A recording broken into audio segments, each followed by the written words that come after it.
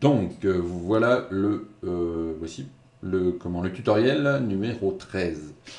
Donc la dernière fois, on avait vu que notre attribut était modifiable, exportable. Enfin, on n'a pas vu, je ne l'ai pas encore exporté, mais je vous l'ai dit. Et on a vu comment on pouvait le gérer de façon simple avec la création d'un bloc. Maintenant, on va voir, on se retrouve tout de suite dans l'éditeur de bloc, donc avec dans notre ruban éditeur de bloc qui s'est ajouté. Vous verrez que si vous n'êtes pas sous AutoCAD 2010, c'est par un ruban, mais les outils viennent aussi, mais vous n'aurez pas tout ce qui est paramétrique, qui n'existe que depuis AutoCAD 2010 et qui est quand même très intéressant.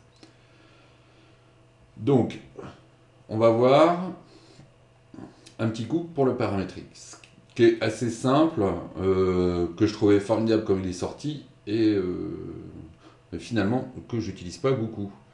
Donc je sais pas si c'est parce que je n'ai pas trouvé l'utilité, ou j'ai pas trop le temps de m'y intéresser, mais je trouve ça, la démarche intéressante, à voir, à voir. Donc on va cliquer par exemple sur la contrainte verticale. Donc vous voyez, c'est marqué contrainte verticale.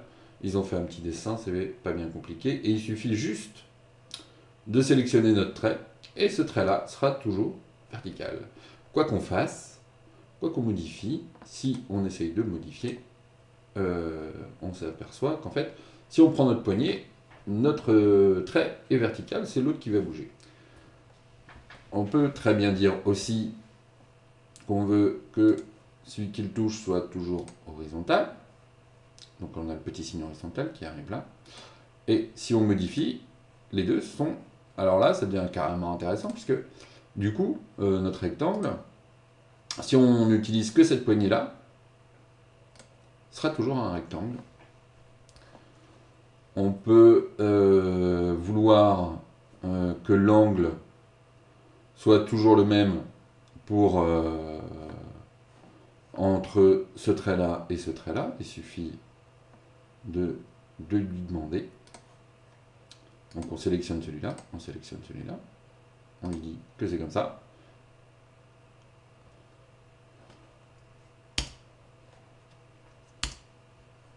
Et maintenant, c'est quelque chose d'immuable.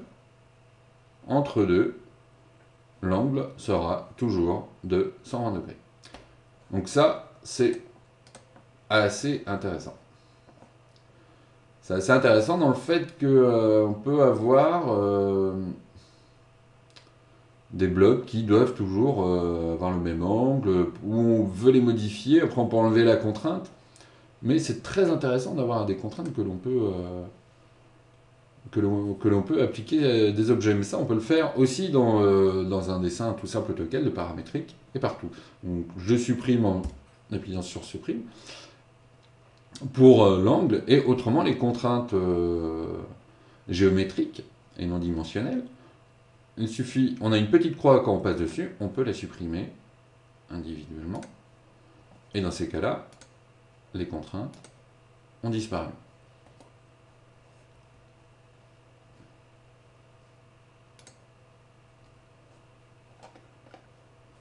Donc, ça, c'est vu pour le paramétrique. Je vous dis, je vais pas y passer longtemps, puisque moi, je l'utilise pas en fait.